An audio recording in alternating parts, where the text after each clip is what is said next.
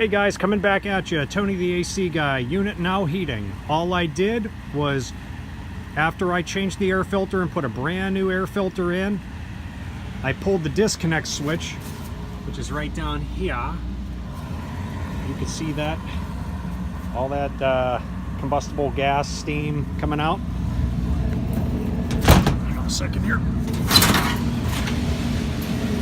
Our red light is staying a solid red.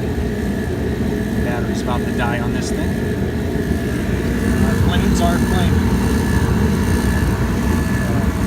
Actually, I want to check this heat exchanger. That'll be for another day. I already changed the heat exchanger on the other unit last year. So, okay guys, we are doing good. Our customer now has heat.